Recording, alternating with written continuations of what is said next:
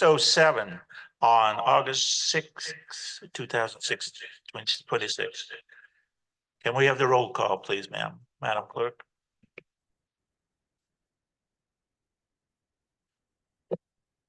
Councilmember Kramer, Here. Councilmember Hooton. Here. Councilmember Wilson. Here. Vice Mayor Downey. Here. And Mayor Slotin. Here. I will stand for the Pledge of Allegiance. I pledge allegiance to the flag of the United States of America and to the republic for which it stands, one nation, under God, indivisible, with liberty and justice for all. If you please remain standing, I want to recognize the passing of a moment in silence for Bob Manena, who died past Sunday after a recent illness. Bob was a resident of Lower Lake and a longtime supporter of our Lake County community. He served for over 15 years as a volunteer firefighter with Lower Lake and Lake County Fire Department. He's also served as a photographer for the Record B and took thousands of photos of local sporting events and other events. He was very active in helping local organizations such as Operation Tango Mike and supporting survivorship. Bob was a friend to many of these people in this county and will be dearly missed. Thank you.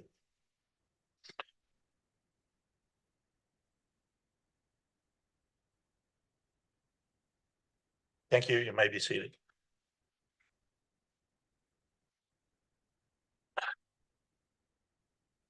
Meeting procedures.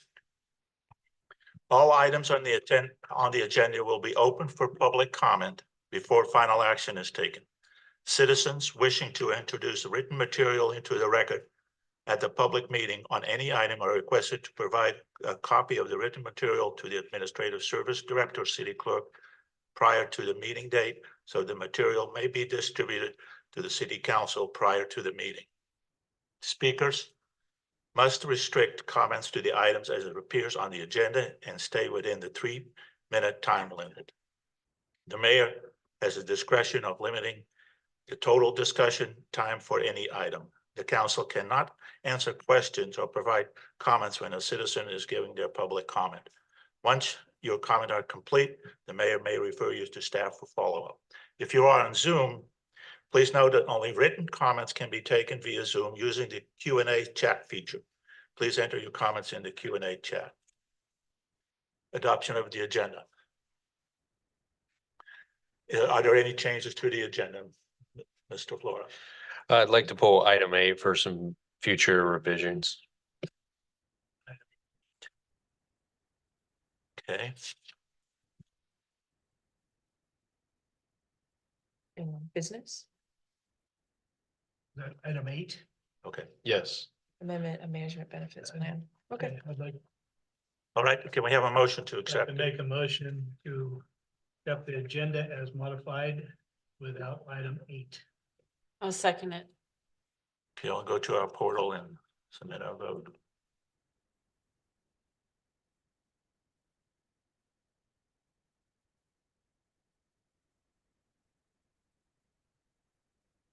Motion passes with unanimous vote of the council. Okay, now it's time for public comment. This is the time for any member of the public to address the city council on any matter which is not on the agenda. That is within the subject matter jurisdiction of the city. The Brown Act, with limited exceptions, does not allow the council or staff to discuss issues brought forth under public comment. The council cannot take action on non-agenda items. Concerns may be referred to staff or placed on a future agenda. Please note that comments from the public will also be taken on each agenda item. Comments will be limited to 3 minutes per person. Again, the council cannot answer questions or provide comments while a citizen is giving their public comment.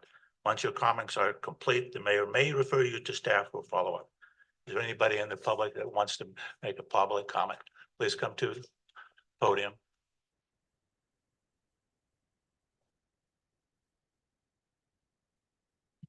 Hi, everyone. Margaret Garcia, City of Clearlake. I just wanted to first off thank city manager and Adeline for meeting with me a couple of weeks ago, sitting down and discussing the issues that I've got with the road conditions. I appreciated their time so much. Although I came out of there with even kind of more issues and questions. So I'm just going to say that there is a classification of streets in the city, which I'm sure you're well aware of, either private or public. So I found my street to be private. And I would have been waiting till second Tuesday of next week to get anything done on my street because you guys don't touch private roads. So that was enlightening. And so I'm going to figure on getting things discussed further. But I just want to say that, again, my stretch of road, which is just one little block, is part of a street that was paved 30 years ago or so for emergency vehicles to go up and down from Lakeshore to Olympic. And then all of a sudden it stopped getting maintained. So now I live in a rut in between paved roads all around me, which again, coming up this October is going to cause a huge flood. My entire front yard, my entire backyard, the house is going to be underwater. And it's all circles around this whole pavement, non-pavement thing. So I just want to, again, thank them for their time because it was really helpful. And I appreciate your time. Thank you, guys. Thank you, Margaret. Anybody else in the chamber that wants to have a comment, public comment?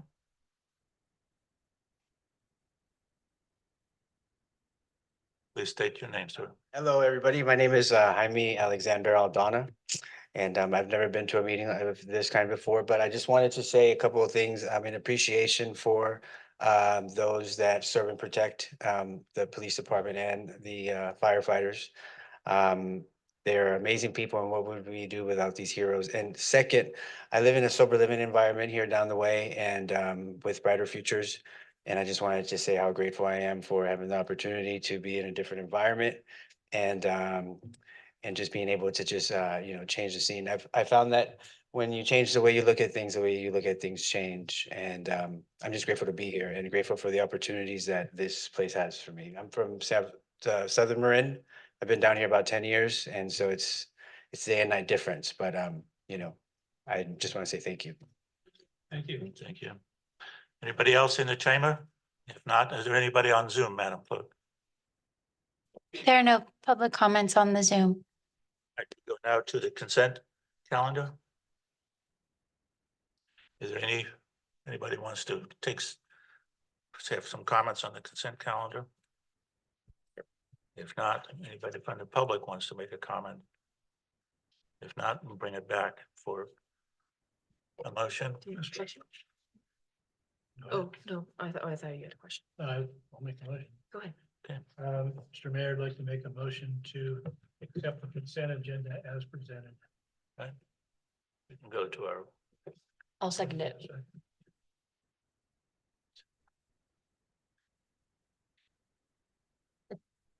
lost my vote. Uh-oh.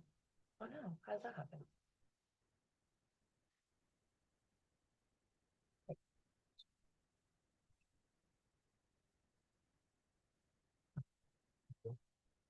Motion passes with unanimous vote of the council. Right, Okay, business. go to new business. Discussion and consideration of a Clearlake watershed and Chi memorandum of understanding and co-management agreement. Mr. Flora, please. Yeah, thank you, Mr. Mayor and council members. So we've been working on this agreement with a number of agencies for a while. I'm going to start by the city clerk could adjust the volume over there. We have Geneva Thompson, who's with California Natural Resources Agency, which has been taking the lead on this project, and I'll let her give the council an overview.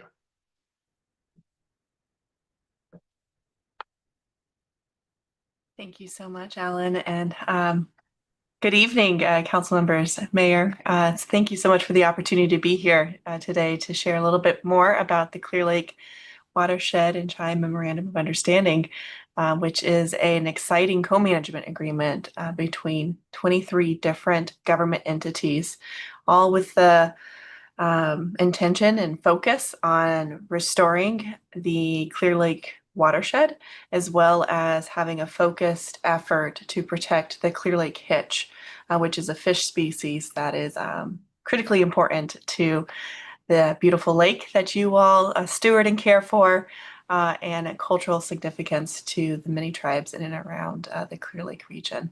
And so this is an exciting undertaking. I would say overall, this co-management agreement is institutionalizing the multi government approach that is already at play.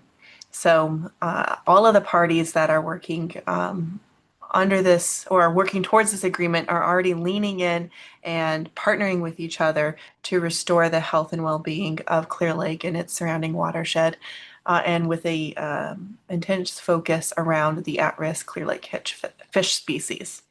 As I'm sure the City Council is fully aware, a couple of years ago, we were at risk of losing this fish species, and it was an all hands on deck moment to get funding to the region, to get scientists out there do those fish rescues to avoid that extinction.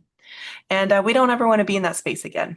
And so the hope is to really institutionalize the state and local and tribal government effort that we've all been engaged on, and to make it last beyond all of our administrations. I think every government entity that is reviewing and considering this co-management agreement is fully aware that we'll have changes of leadership at some point, staff turnover, and we don't want to lose momentum that we've been working so hard to build in this space. And so by institutionalizing this work, recording the collaborative efforts that we've been engaging in is a hope and a desire to make sure that that can outlast any changes in leadership and in administration. And so I'm very happy to answer any questions that the City Council might have, but it may be just as a high-level summary, this agreement really is institutionalizing that core strategic coordination, thinking through the strengthening the capacity for funding and grants management across the region, strengthening collaborative efforts around enforcement and compliance, thinking through permitting and regulatory efficiencies across all of the different environmental and restoration work that we're all leading, improve local and tribal workforce development, ensuring that people within your communities are getting good jobs that they're excited about and that will build the health and well-being of the surrounding environment and communities.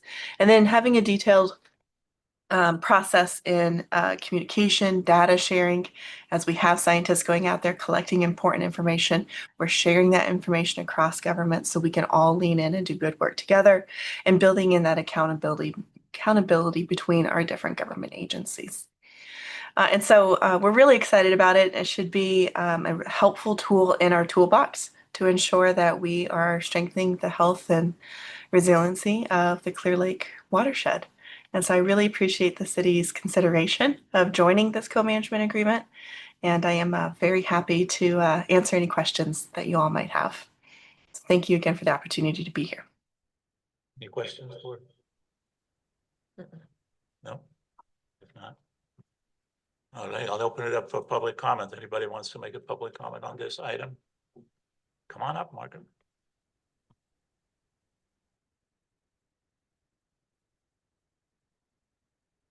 Margaret Garcia. I'm just, it may sound a little bit ignorant, but what is the Clear Lake watershed is what my question is. Thank you. Maybe you can answer that, Mrs. Thompson. Yes, I'd be very happy to. And thank you for that question. So the Clear Lake watershed, it not only encompasses the lake itself, which I'm sure everyone is familiar with, but it's also the tributaries that drain into the lake. And so if you think about all of the different lakes, or excuse me, the streams or creeks that kind of flow into the lake, that is all part of the broader watershed as well. And so our hope is to really kind of think about the whole basin that surrounds the lake, knowing that all of these different bodies of water are interconnected, and restoring those different tributary streams and the lake itself, and if itself is going to be a benefit to the environment and all of the species that rely on it. Great, thank you. Anybody else from public? If not, is there anybody on Zoom? Then I'll bring it back to the council. Say something. Go ahead. Well, I just want to let the council know that this agreement is focused, as Ms. Thompson said, on collaboration. There's not a specific financial commitment on behalf of the city as part of this. The agreement outlines that those type of commitments would take subsequent action from each body, but I think there's been over the version in front of you is listed as version number 16, but I think there are actually a few more versions than that. As you could expect, multiple state agencies, the county, both cities, the Watershed Protection District, and we're expecting at the end of the day, all 7 of the federally recognized tribes in Lake County to sign this agreement. So it is somewhat unprecedented to be able to reach an agreement for the purposes of this. And there's expected to be kind of a signing ceremony in September that's organized by the Natural Resources agencies. Thank you. Again, anybody from the public who wants to make comment on this? If not, is there anybody on Zoom, Madam Clerk? There are no comments on the Zoom, Mr. Mayor.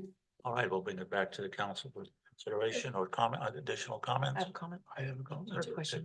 Go ahead. These were- You want me to go first? Okay.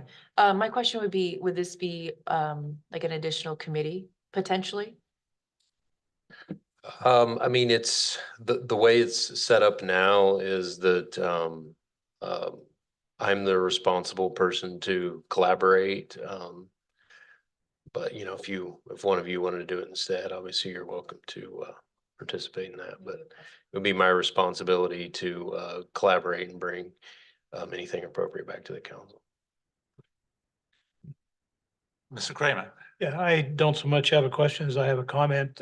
Growing up in Lake County, Lower Lake to be specific, I remember when the streams, Sigler Creek being one, were running so thick with hitch that you couldn't walk across it without stepping on a fish or 14.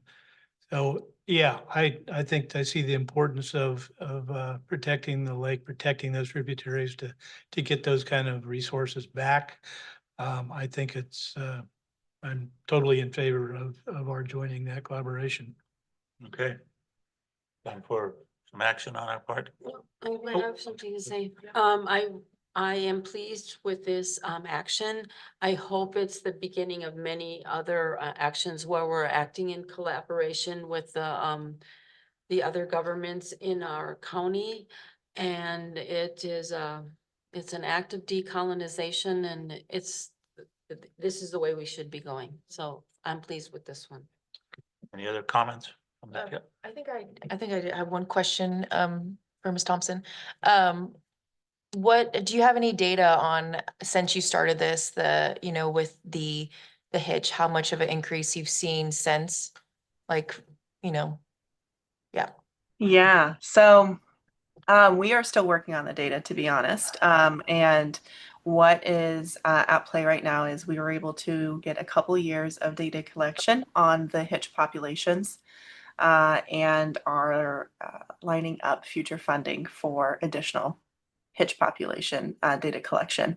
I'd be very happy to send those resources to Alan, and he can get those to the council if you all are interested in that information.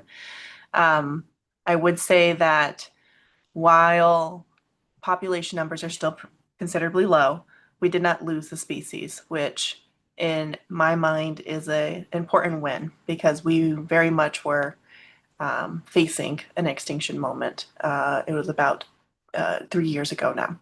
And I am constantly impressed and appreciative of how many government entities that came together to avoid that extinction moment. And so while the population numbers are still low, I think that we have a lot of energy and interest behind protecting this fish species. And if we do it right, we won't be facing one of those moments again. Thank you very much. Any other comments from the council? If not, can I have a motion? Oh, Mr. Mayor, I guess I'll make another motion. Make a motion to approve the agreement and authorize the city manager to execute it. Okay. I'll second it.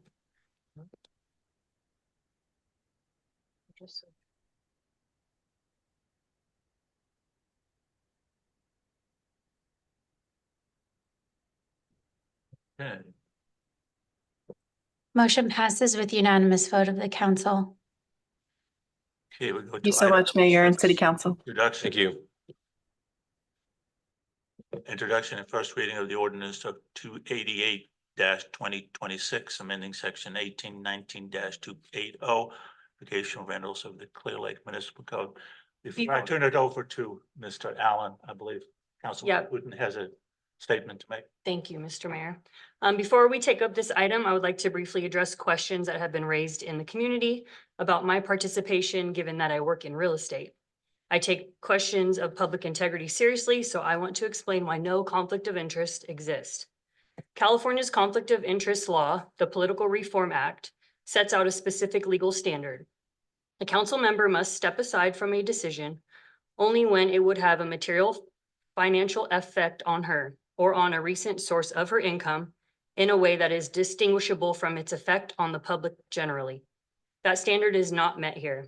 The ordinance applies uniformly to every property, every owner, and every neighborhood in Clearlake. I do not own or operate a short-term rental inside the city of Clearlake. I hold no permit, have no application on file, and have no transaction or client matter pending before the council. My occupation alone does not create a conflict. The law recognizes that council members have careers, and it requires recusal only when a decision affects our finances in a particular and personal way. Mine does not. I have reviewed the question with our city attorney, and my financial disclosures are filed and available to any public member. The residents of the city elected me knowing my profession and my familiarity with our housing market is part of this perspective that I bring to the council. Where the law does not require recusal, I have a duty to the voters to participate. I will be taking part in the discussion and I will be voting. Thank you. Thank you. Mr. Flora. Thank you, Mr. Mayor, council members. We've talked about this a couple of times, and most recently on June 4th.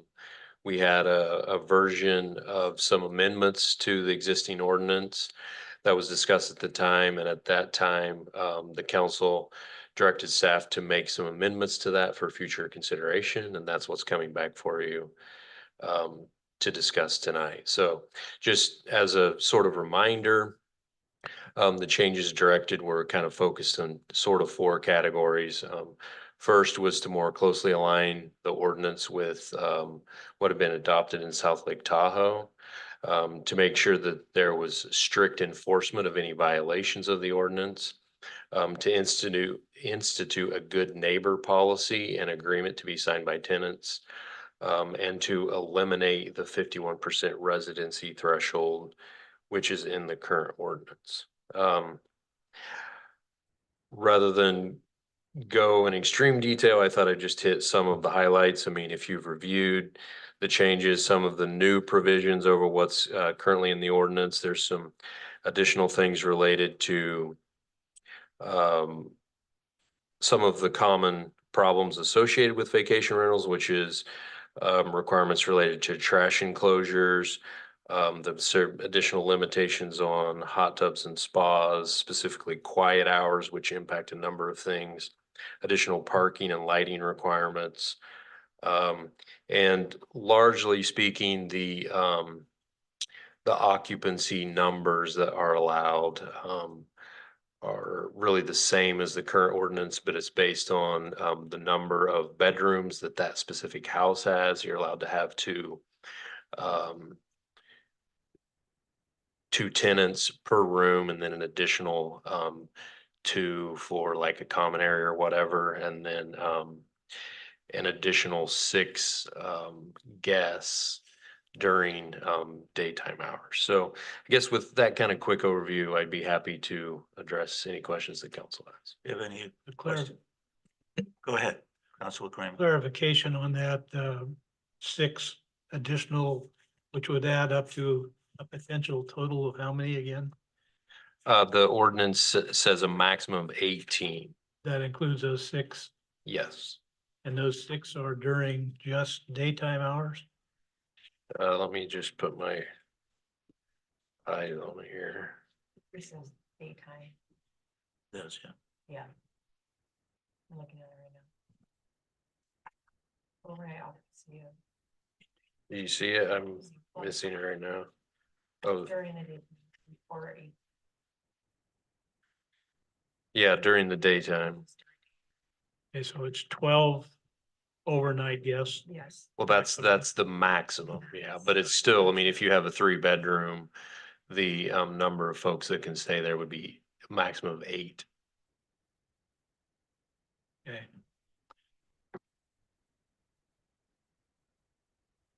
Any other questions from staff on this? Not at the moment. None at the moment. All right. No. Not right this moment. All right, we open it up to the public. Come on, please state your name and My name is Henry Bornstein. I'm a resident of the city of Clear Lake. I apologize for my voice being a little hoarse today. I'm here to talk about the 51% rule mainly right now. I'd like to start with something we all can agree on. If someone walked up to you and said, okay, I want to, here's my proposal for an ordinance. I want to have if you satisfy conditions A, B, C, D, you get a vacation rental permit. And there's no limit to the number you can apply for. And there's no limit to the number that the city can have. And I want this statute, this ordinance to say that we can go up to 60% of all the housing stock can be converted. And if we said that, we'd say, wait a minute, no, we don't want 60% of the housing stock to be converted. Well, that's the problem. This thing right now would allow that because there's nothing, no limitation. So you remove the 51% rule, which is a residency requirement. You really need to add something else back in to deal with this issue. People say, well, that's not going to happen. We're going to have all that stuff. But that sort of misses the point. Every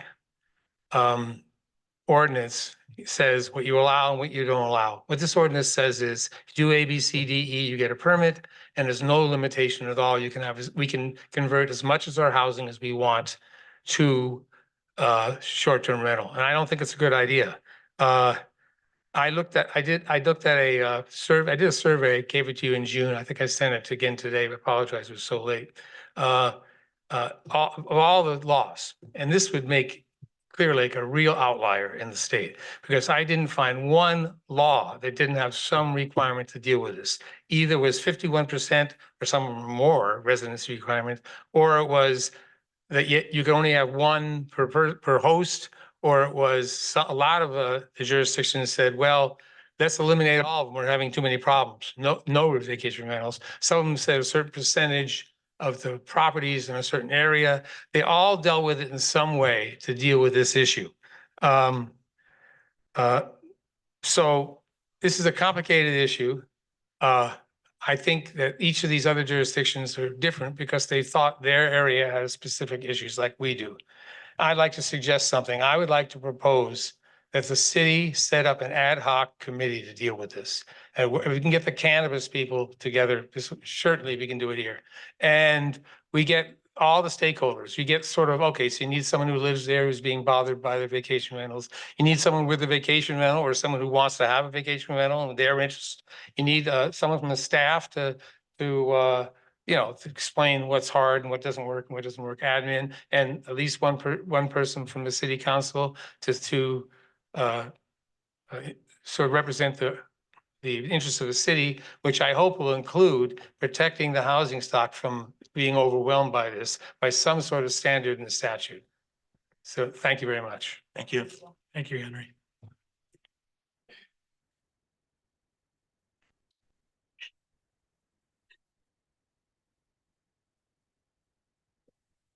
Hi, I'm also hoarse. My name's Cisa Harris. I'm faster than Carolyn. I live in the city of Clearlake. And first, I'd like to thank the city, Alan in particular, for taking the time and writing this ordinance and meeting with so many of the people from the Highlands Harbor community to listen to the issues that we've had with short-term vacation rentals. And the ordinance before you tonight addresses a lot of our concerns. You're going to hear some repetitive stuff with what Henry just said. The ordinance here has some really clear enforcement penalties. I really liked what I read there. I do still have concerns with eliminating the 51% residency requirement. I can understand why you did that. It's really a tough one to enforce unless you have cameras on the house and seeing who's coming and going all the time.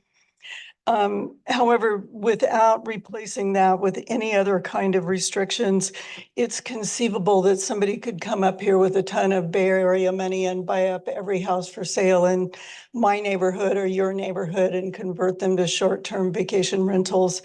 And how many rentals, short-term vacation rentals in a neighborhood are too many?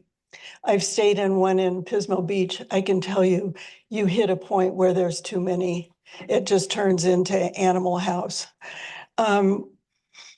For every home in the city of Clear Lake that's converted to a short-term vacation rental, that's one home that's unavailable as a month-to-month rental for a resident in Clear Lake. That's one home that's unavailable to be sold to a resident of Clear Lake that wants that home for their own family to live in. It drives up the cost of housing in the area. And a lot of people in this community are already complaining that housing is too expensive. My home in Highlands Harbor, I bought 28 years ago for $89,500. And, you know, I don't know what it would sell for today, but certainly not $89,500. And so the housing stock in areas with a lot of vacation rentals is depleted really fast. And so if you look around, you just do a news search, you know, issues with short-term vacation rentals, you will find that around our state, around our country, and around the world, cities are trying to get these under control, and they've really become a problem. So most of the communities are trying to figure out ways to restrict the percentage of these that can be within a community. You know, if you ask me, like I know everything, I don't know everything, but I'd suggest you start with 3%. You can always raise it. And if you want to know more, I'll send you the rest of my thoughts in an email. But I'll Thank stop. you. Anybody else wants to comment on this?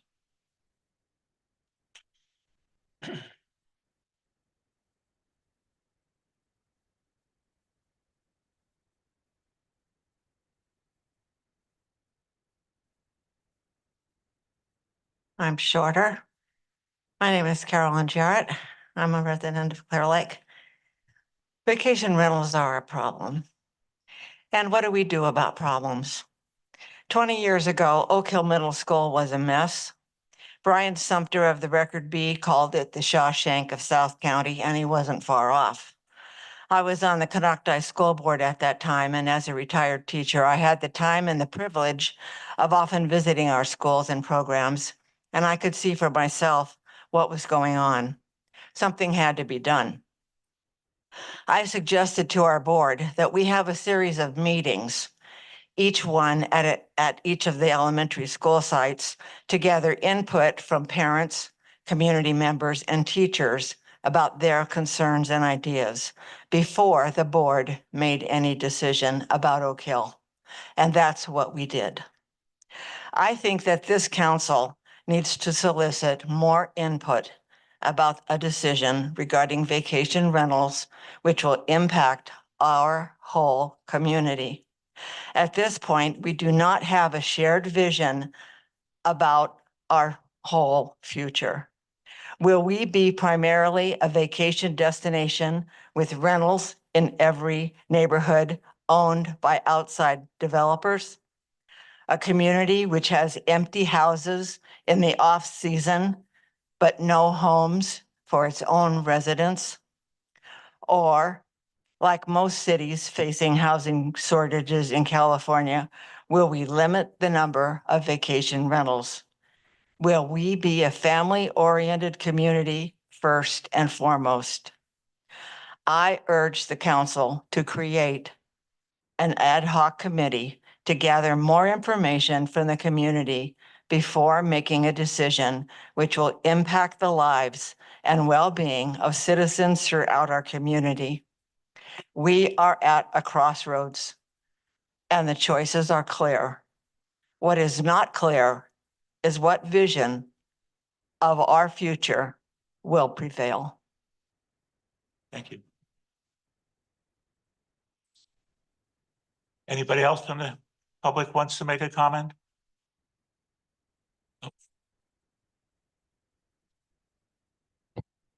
Good evening, Mayor and Council, esteemed staff members, public.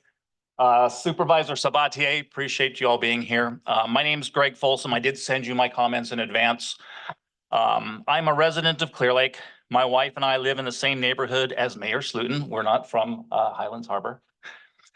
A quick search of Airbnb and VRBO shows there are at least 7 vacation rentals in our neighborhood alone. I'm also the former city manager that Mayor Slotin referenced during the June 4th meeting.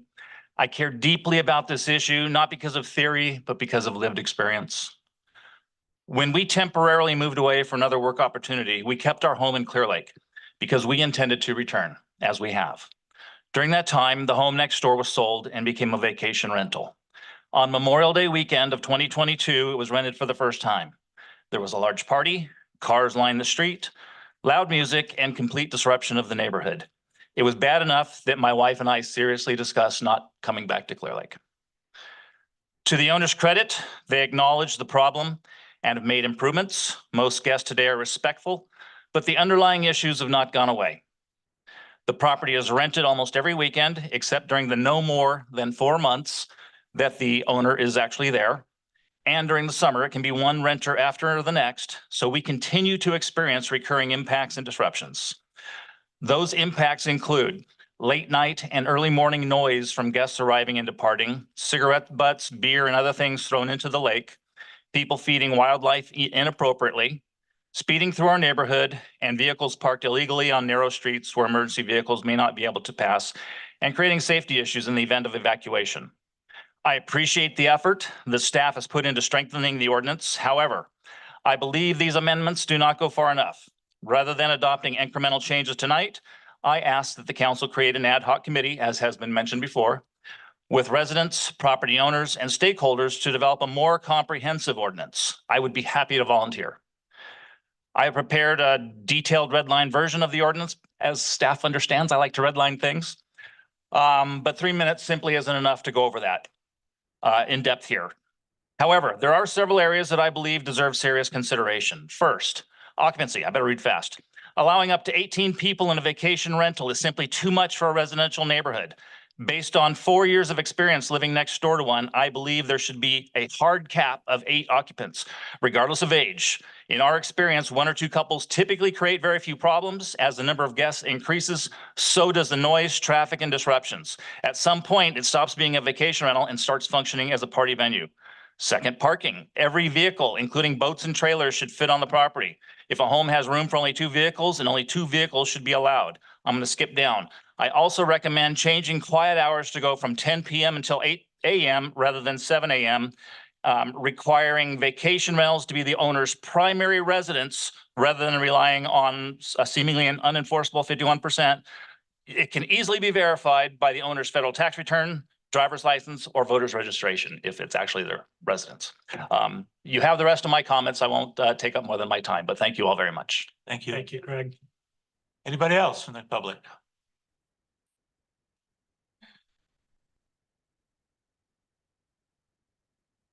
I'm Dr. Mark Cooper. I'm over a 50-year resident of Clearlake, and I live out in the Burns Valley area. And one thing that occurred to me, you had redevelopment land. I know you had to turn that back over by the aid ranch.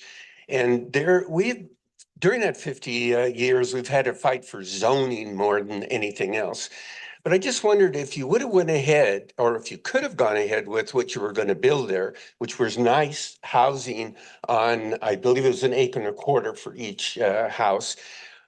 What would happen is once you finished that and everybody came in and did it all in short-term rentals, is what would we have gained by that?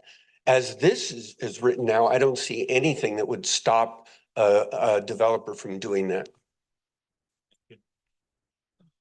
All right, anybody else from public?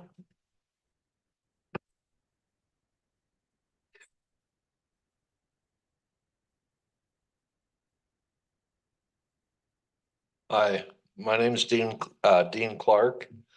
I'm relatively new to Clearlake, and I appreciated the woman's comment about buying a house for 89,000. I wish I would have bought years ago.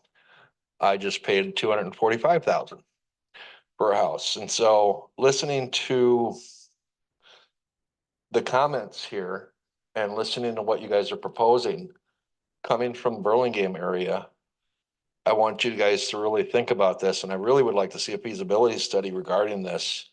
In Burlingame, they had vacation rentals, Airbnbs, and there was a violent party where people ripped out the house, and 3 people were murdered.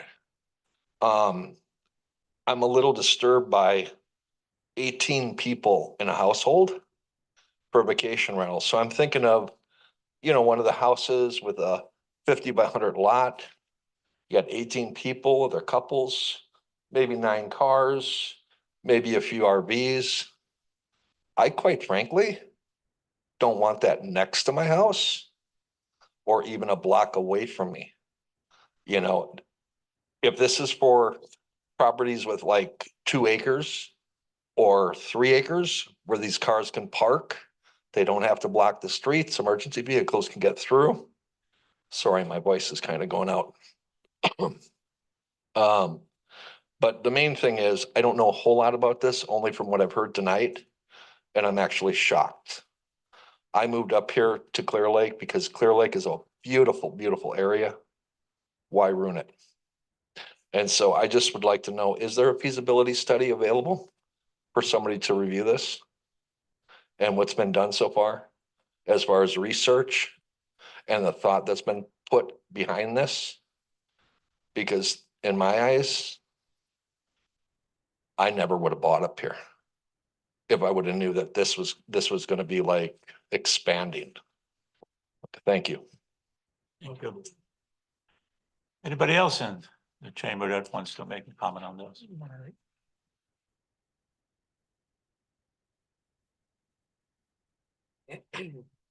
Margaret Garcia. I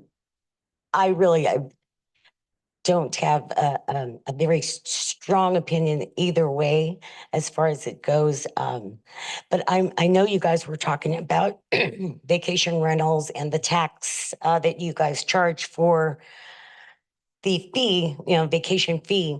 And I'm wondering, I know you guys were talking really small numbers last year, like we have 47 vacation rentals in Clearlake.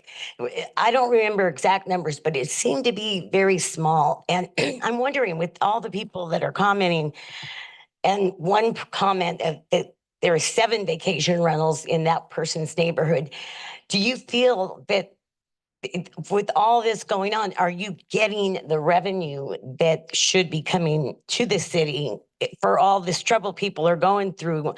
I'm wondering what you guys are now counting as vacation rentals in this city, because yeah, I think you guys need to be more proactive as far as that goes. But yeah, 18 people in one household is pretty crazy with the streets small, and there would be like 9 cars probably there, and a couple boats and trailers, couple boat trailers. So you guys, I think maybe need to take a few more days, weeks, just to make sure you're covering all the what ifs, So thank you. Thank you, Margaret. Anybody else in the public? If not, is there anybody on Zoom, Madam Clerk? There are no comments on the Zoom, Mr. Mayor. Okay, we'll bring it back to the council for consideration. Anybody wants some additional comments? I have something.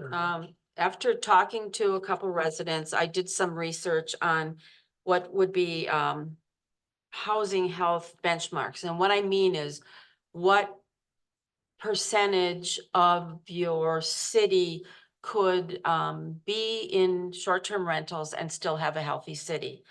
And urban planners and city guidelines suggest that under 1% is a low impact baseline. 1 to 2% is where you start noticing pressures on neighborhoods and local housing prices. So I think that somebody said 3%. That may be actually a little too high for the city to be healthy.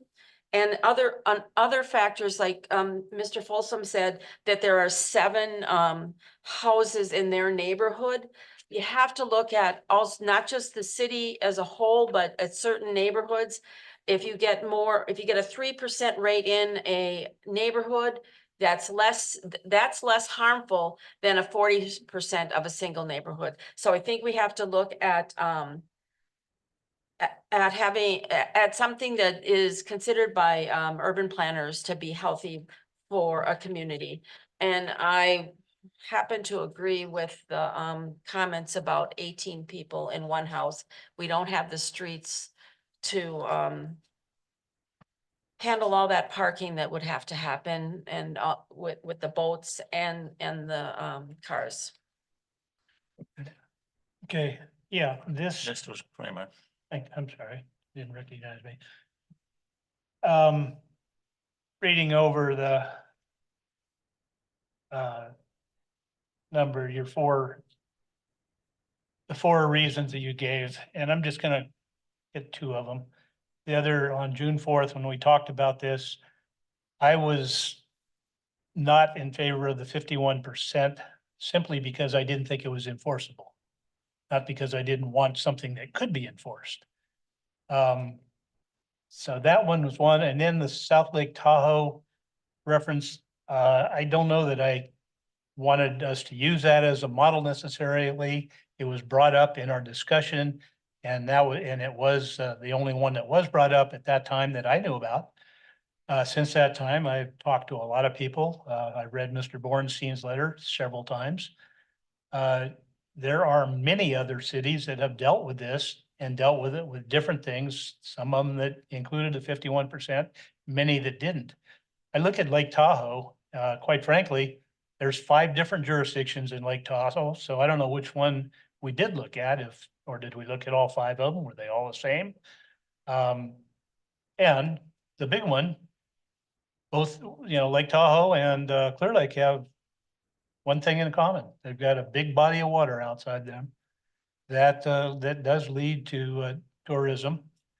Other than that, our demographics of the city are much different than South Lake Tahoe. I would have liked to have seen us look at some of those other cities. I can't support this as it's presented. I've heard our public have mentioned, I think, several of them, in fact, almost all of them have mentioned the idea of having an ad hoc committee go over this. I'm very much in favor of that happening, and put this aside and let's come back after we've had this ad hoc committee and had input from our council members, from maybe staff, and certainly from our public, from our community. I've heard several of you have volunteered to be on that committee, and I think that would be just great. So I would like to see this pulled back or voted no on tonight. But what I would like to see is an ad hoc committee formed, talk about it, come back with something that the community and staff and our council can agree is good for everybody and will help the city. Those are my comments. Okay. Yeah. I don't know where to begin because my mind's going in all different directions right now. But the one that kind of stood out to me the most was just, it's not necessarily fear, it's more of like frustration and irritation amongst the people who live in Highlands Harbor. And I could tell you, I have had short-term rental people, one house over from me, for 2 years straight, never had an issue. But I've also had renters in a double stacked blue two-story house where they trashed the place completely. I had another long-term rental across the street from me, decided to get a fight at 2 a.m. and shoot off some guns, and even a bullet hole went into a vehicle at one of my neighbors. There's a house down the street when you walk by and it reeks of urine, cat urine. So it's like, to me, where's the real problem? Is it these short-term rentals, which the houses are immaculate, they're beautiful.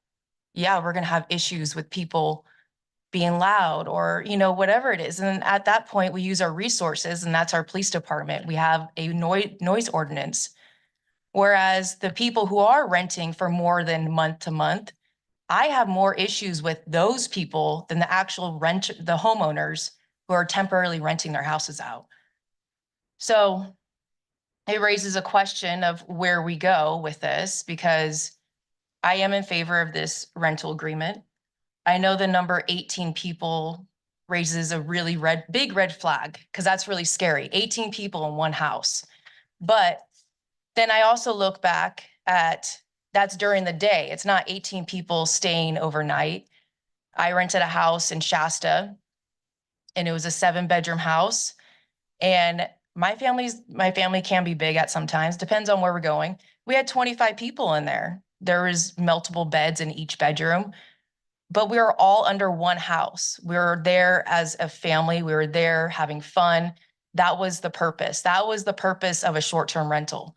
And I think of Clearlake and people coming here from other places. They're choosing this place to come and visit. They're choosing Clearlake to come and visit. You don't hear that often. Like, I'm gonna go vacation in Clearlake. Like, whoa, where is that place? So anyways, besides that, but it's just like, these people are choosing to come here. Let's be a good neighbor, and let's accommodate that. Like, we need to somehow include these tourists and these short-term rentals as well. The 51% rule, honestly, like I said, it's hard. That's hard to enforce. Not only that, like, I know I have a lot of people who do have short-term rentals, and they often visit their short-term rentals throughout the year. They go and check on them. They go and stay there with other family members. So it's not like the owners are never going to be there, which they do. They check on them very frequently. What I don't even know where I'm going with this. I'm kind of rambling, but all I'm saying is that I live in Highlands Harbor. I've never once had an issue with any short-term rental. I live right on the corner. Everyone's always driving by my house. I get people speeding down the road. That's more of something to complain about than the short-term rentals, I feel like. But what I'm saying is that I'm in agreement with this rental agreement, because this is something that we need to help out our people that are coming here and creating these beautiful homes and this beautiful environment for people to come and stay here and vacation here and bring families and bring tourism. And, the city is also benefiting from it. Like, everyone loves our beautiful park and all these new exciting things that we're constantly bringing to the city. Well, that all stems from, this TOT tax. I mean, and sales tax and them shopping here. So it's this huge pyramid effect that we just need to be able to find a medium where we're all comfortable with it.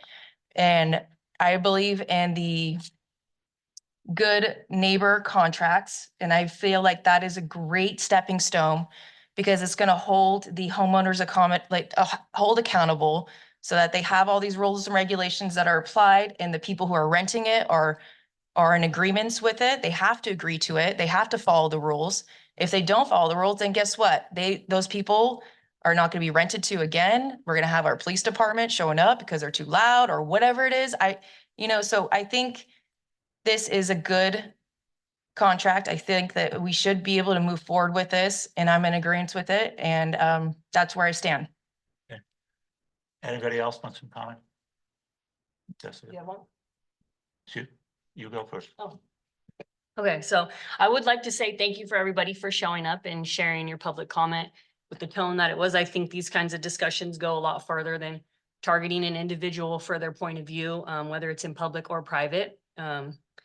I think that the ordinance as presented does address a lot of these issues that everyone has concerns with. While I believe that there's always room for improvement, we haven't tried the new ordinance and we haven't put into place the good neighbor contract to see if putting these rules in front of the guests before they even get in town, if that makes a difference in the way that they treat the neighbors and they treat the neighborhood and the way that they consider parking and the way that they consider their noise and how many, if they're gonna have a birthday party, are they gonna have screaming kids?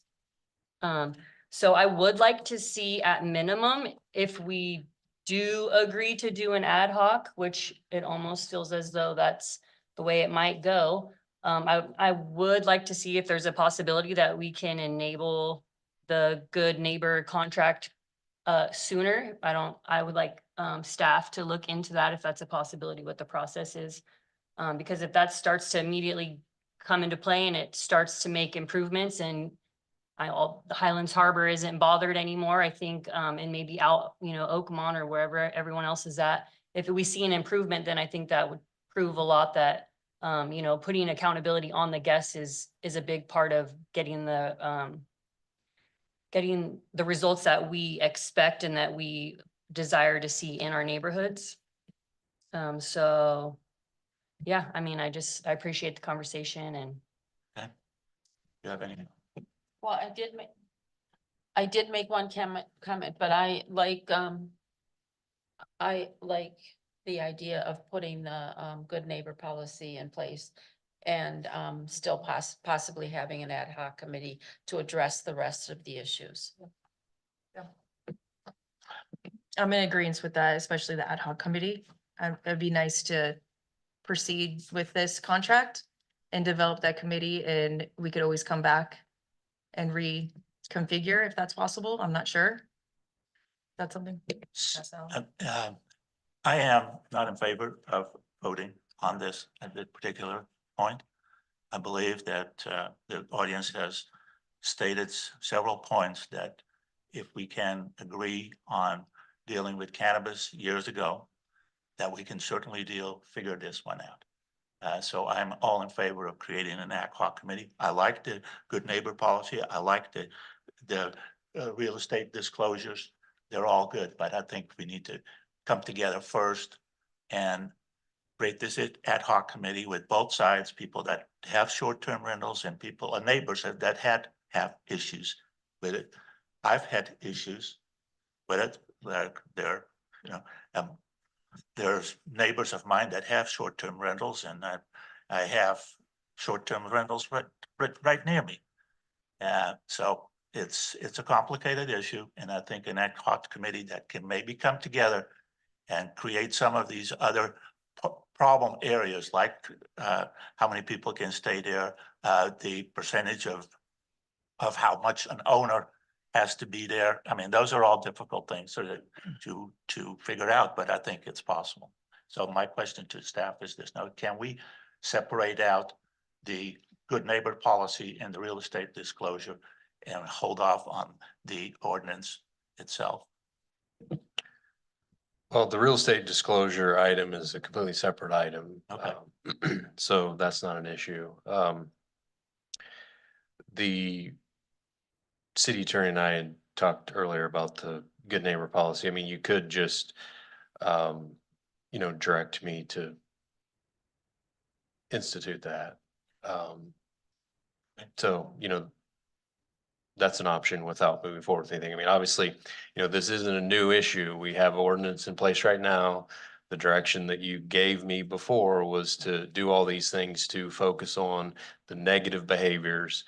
I think that we've done that here, but if you want to take more time, I kind of wish we would have made the decision to do the committee before staff put all the time in to craft the ordinance that you ask us to do. But here we are. So I guess one other number that I want to share for one's perspective is we have over 7,000 residences in the city of Clear Lake, and we have 45 permitted vacation rentals.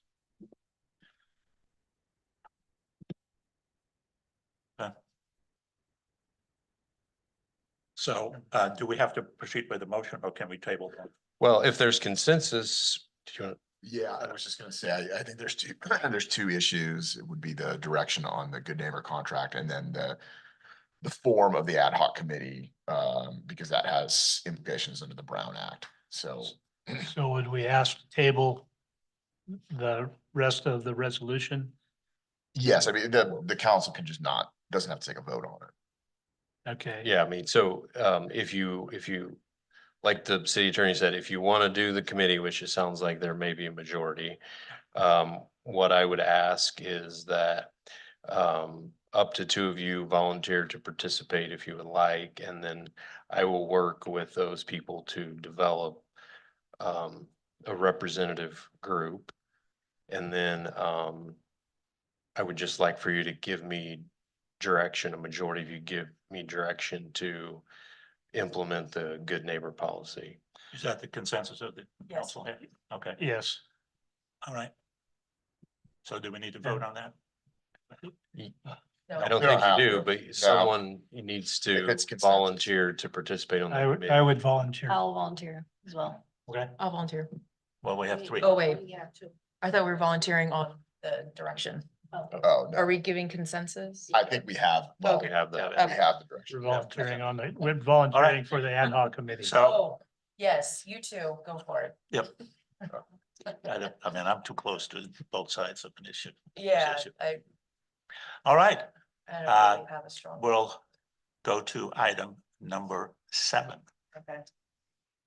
Mr. Flora. Can I interrupt? Did you state what just happened? Because it's not clear.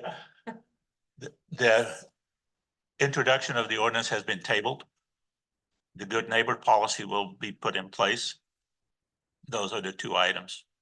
So, In the ad hoc. And there'll be an ad hoc. and there will be an ad hoc committee. Two of the council people will be involved, Mr. Kramer and Mrs. Hooten will be part of that committee. Thank you. We say thank you. Thank you very much. You're welcome. All right, we'll move on to item number 7. Mr. Flora. Yeah, Mr. Mayor, council members. So this is an ordinance that would require a number of real estate disclosures during a property transfer.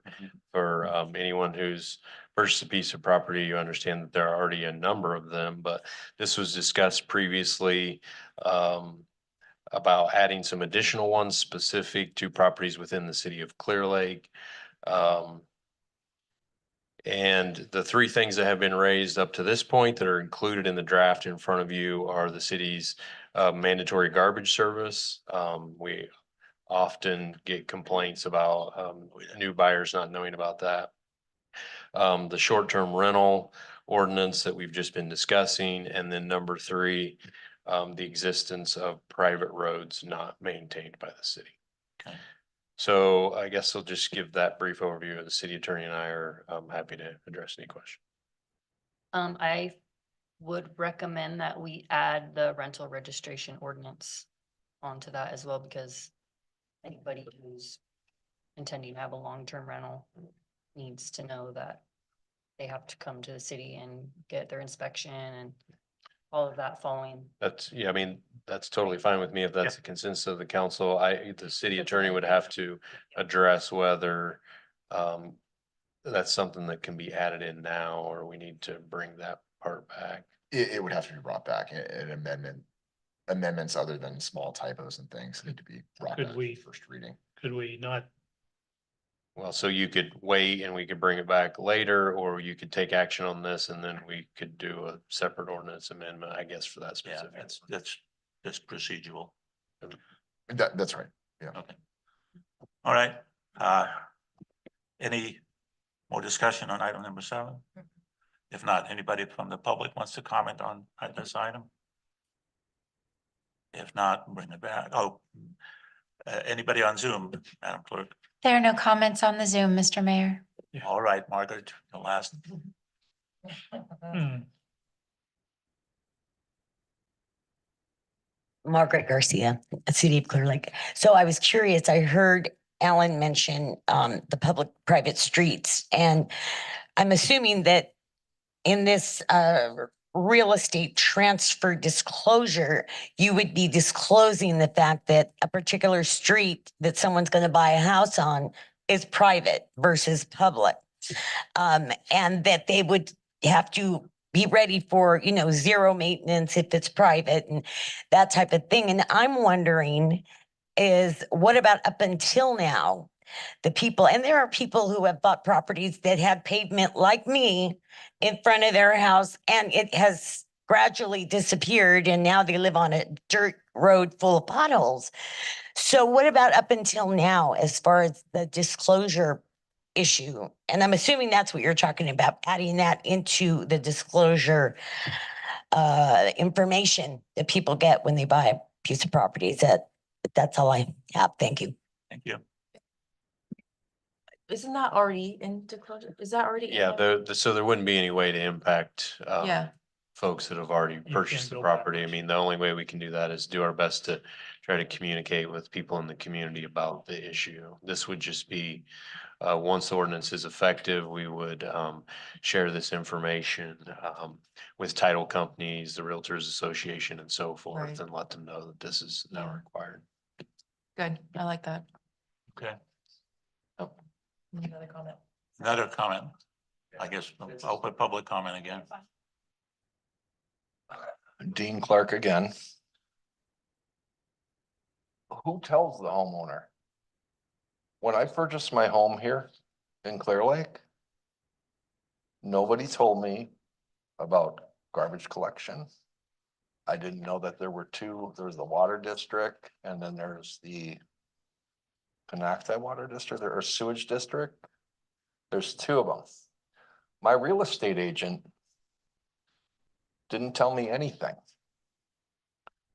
I got a red tag on my fence and I thought, oh my God, what did I do? And then I finally called and they told me that it was for like a delinquent water bill. I've been paying my water bill. I didn't know that there was a secondary water bill or sewage district bill. So my question is, who's responsible to tell the new homeowner about these things and about this ordinance? Okay, if I might make a comment. So there is at a certain point, you know, you are the one that needs to do your due diligence on buying a piece of property. I know that the city can only do so much. Then this is one, normally when you figured out what the sewer district is, what the water district is, and what city services provide. So a certain portion of this is buyer beware and do your diligence when you buy a piece of property. That's all I want to say. Right, but is there anything on, say, the city website where a new, is there? Yeah, see, I didn't know. It says we're gonna get provided to them. Okay, well, then I guess I'm kind of done with that. Thank you.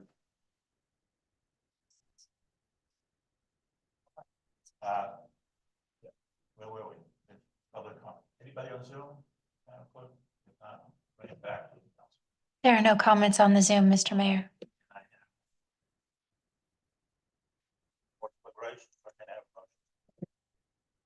Well, wait, I'm just curious. So you would advise Mr. Allen Flores, that we just do this now and then add in later and then bring it back again? I don't have a strong opinion either No, way. I I think mean, it's it- fine to just move forward if you want, and I just one comment. There was. you need to turn your microphone on, Mr. Mayor, please. I got you. We did get some comments from a realtor in town, I believe. Madam Clerk, is that something that everybody got? Yes, those comments went to the council and are available for public review. All right, just wanted to make aware that. we Either way, I mean, received so- it, Go ahead. Yeah, I mean, just the decision between passing this now and amending it later, if we do it that way, you're talking about 2 more readings, public notice, because it's an ordinance. So I mean, probably unless it's urgent, it'd be more efficient to just bring it back. To table this. Okay. Bring it back. Table But this item. Does that, everybody agree with that? I do. I feel like having the rental registration ordinance included Yeah. on the transfer disclosure statement would be Yes. it all in one. Because Okay. people do buy occupied homes with tenants with the intention of keeping tenants, so. I Right. know they also need to know that they're gonna Right. be expected to go. get Okay, it. so this one is tabled too. Move on to item number 8 is deleted, and then number 9.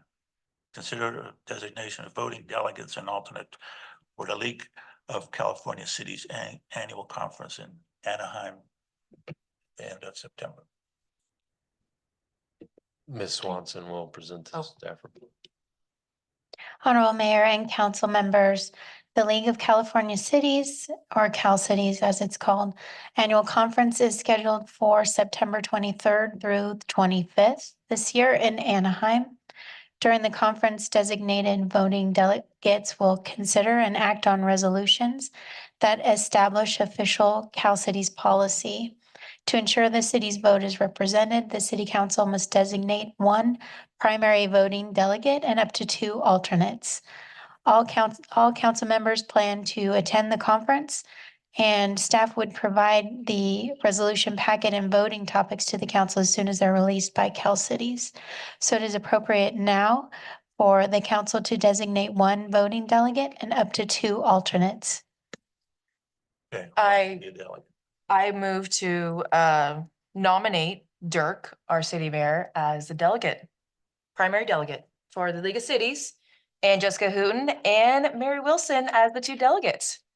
2 alternates. Alternates. Well, thank you. Thanks. Thanks a lot. I'll second it. Are we voting? We do need to have public input. Oh. Okay, there was discussion, we're open to the public. Anybody wants to make a comment?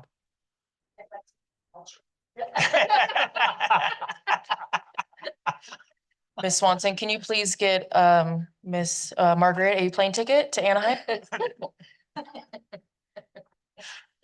All right, anybody on Zoom, Madam Clerk? There are no comments on the Zoom. Bring it back to the council for designation of the voting delegates. Okay, can I have a motion? I think it was made. I already Oh. made that motion. Do you have a second? I seconded it. I seconded. Seconded it. Seconded it. Second. All right. Managers report, Mr. Wait, we have to vote. We have to wait for Melissa. Oh, We can vote now. Wait, no, you, Melissa. I did. I voted it. You haven't voted yet. Motion passes with unanimous vote of the council. City Manager Florida, do you have a report? I really don't think I have too much to report. We've pushed a lot of information out on this, so I'm sure you're all aware, but the biggest thing happening next week is the starting of the roundabout out by Dam Road, which, you know, is going to be a bit disruptive, but we just want everyone to know that all the businesses will remain open, and we'll be doing our best to maintain flow through the intersection throughout the project, which will last several months. That's my report. Okay. Councilman Member Hooten, do you have anything to report? Nothing to report, but I want to remind everybody that Saturday's a drone show. So, I thought it was Friday. no, that's like It's Friday in Lakeport. Oh, shoot, I was telling everyone Friday. Yeah, Saturday. It's gonna be epic. That's good to know, because it is quite good. Actually, they created a video rendering of what the show will look like, and I was better than I expected, so. Yeah. Excellent. Okay. Councilwoman Wilson, do you have anything to report? Yes, I have a couple things to report, but first I want to say I went to Shakespeare on the Lake. It was awesome. Thank you to the city and to the actors. And on Tuesday, I attended the ribbon cutting ceremony at Barbecue by Biassatti. It was a nice celebration of a city supporter. I attended the PEG TV meeting on Monday night, and we spent considerable time going over policies about how they will present the city, present the programs that they have, that they're presenting, because they had a lot of complaints from people in the community on Facebook, and they wanted to make sure that that they didn't have issues over copyrights, over presenting Clearlake more positively than anywhere else, or just to be even policies. There were some more financial reports, but nothing that anybody needs to actually know about. They have moved forward with the youth videography project, and I guess it's the students at Lower Lake have already produced 2 videos, so. And then I attended the Continuum of Cares meeting this afternoon. Scott Abbott has retired, so there's been a shifting of roles within the Continuum of Care. Melissa Kampf is going to take over most of his duties. We have a new secretary, et cetera. The pit count, which is the point in time count, which is done in January. Those figures were released today. You're going to be able to see a report on the Continuum of Care's website. Pastor Shannon went through a very extensive and excellent report. We had 414 for our final count, which is up a bit from last year, but actually down from 2024. But Anna Santana pointed out that it's interesting that it only says 414 for that count when the school districts are reporting between 700 and 900 students who are unsheltered at any given time. The thing that is most disturbing about these figures is the amount of elderly that are being represented. There were 88 that were between the ages of 55 and 64, and 50 that are over 65. That's a concern to me, because I can't imagine me or one of my council members that I know are over 55 having to go Careful out- there. That's okay, I don't mind. having to go out and lay down our heads in the street. The hub is where they record all the people that they're serving. Those numbers are actually up, and 146 people have been housed since the beginning of the year. We continue to move forward on the safe parking. We're still waiting for I believe it's approval from the planning commission. And there is in case anybody's out there who is listening, there is an RFP out there for a Dignity bus. What that is the county will buy a bus that'll have 20 slots for people who don't have cars, who can sleep in them overnight, and they're looking for somebody to run it. And that is all I got. Okay. Councilman Kramer. I can't follow that act. You are awesome. Thanks. I really have nothing to report. Okay. Vice Um, Mayor Downey, you yeah. got anything? I have a few things. I did attend Shakespeare at the Lake. It was great here in the park. I also did something really fun. I did a ride along with Clearlake PD. I got to hang out with Sergeant Flores and Officer Perez, and I was like, okay, 2 hours. That's good. That's all I need. So I start at 6, and I was like, okay, I'll be done by 9. And then I was like, nope, it's starting to get good. So I was like, I'll hang out a little bit longer. And all I have to say is what I found out was that, I think I already knew this, but just seeing it in real life, there's only 2 officers at night shift, and they really worked together. So it was really interesting and really cool to see how they just partner up and just answering the calls and response time. Like they're really proactive and just, going around town and just, monitoring and surveilling or I don't know. Yeah. Doing that kind of stuff. So it was really cool to see. I think I made Officer Perez a little nervous because I asked a lot of questions. But he didn't show it, so I think he's good. But it was really interesting. I didn't know that both of his cousins also work in the department, so I thought that was really cool how there's also family within the department. So I thought that was really cool. And yeah, I really enjoyed it, and I encourage anyone to do it because it's a really cool So experience. did you see an arrest or anything like that? Yes, I went to jail too. Oh, cool. He didn't keep it. I did not stay there, but I went to jail. My first time ever. No, but that was a little nerve wracking. Like I'm just an overthinker. And so I'm like, and there's someone in the back seat and I'm like, oh my gosh, like what if they touch me? And and Officer Perez is like, oh no, they're handcuffed. I'm like, oh, okay, that's right. That's right. I'm like, what if they stick their fingers through the hole? But yeah, they can't do that. I had an So- experience that quite some time ago, and we made an arrest. But a couple, they were in one of the housing that was empty right on the lake, Mhm. and they ran off. The lady gave up. No, the guy gave up. And then the lady crawled underneath a car and had the dog pull her out. Oh my gosh. Pretty exciting. Ouch. Well, my experience with the ride along was several years ago when Chief White and we were out looking at something, and Chief White got out and said, oh, wait, I gotta take a look at this guy. And guy was towing, had a pickup towing a car. And I'm sitting in the car. Fortunately, I didn't get out. But the next thing I know, Chief White has his firearm out, ordering this guy to stick his arms out the window. And I swear within 3 minutes, these three gentlemen, well, two of them have left now, plus a big part of the force,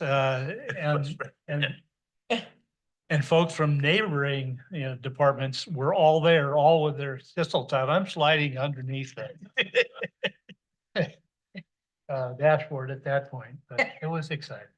Yeah. All right, I don't have anything else to report, but I do want to mention something that I found out just recently at a Rotary meeting and also at the foundation meeting, that the attendance at Woodland College and specifically Lake County campus is up like over 20%, which is just amazing, It's good. amazing. If I might add one more thing, if. You can have a do-over. Speaking of participant observation, I was asked by Tribal Eco Restoration Alliance when I was going to go on a controlled burn. So if anybody wants to participate in a controlled burn, I can arrange that. I would love to.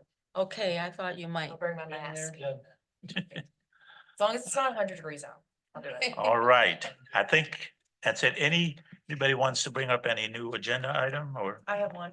okay, So one item that I kind of want to bring to attention and potentially put on the agenda for the future. I've been hearing some complaints regarding our senior center. And I know it's been a long time since we've had a request, an RFP for that, for operations and management. So I would like to possibly look into that and reopen an RFP for our senior center. anybody else wants to second that one? I would second that. Okay. Well, I mean, you don't really need to take a vote on it, but. No, but it's a consensus. Yeah, I mean, and if there's consensus to do that, I mean, staff can prepare and issue an RFP and then bring the proposals back to the council. Yes. Yes, I think so. Itself is not. Right, I think what. Senior Service Center. I think what the vice mayor is talking about is, it's a city-owned facility and we lease the facility to a nonprofit that operates that. And what she's suggesting is that we do an RFP for those services. to see if there's other providers. Okay, For senior services. Correct. Yes. Yes. okay. Anybody else? If not, we adjourn to closed session.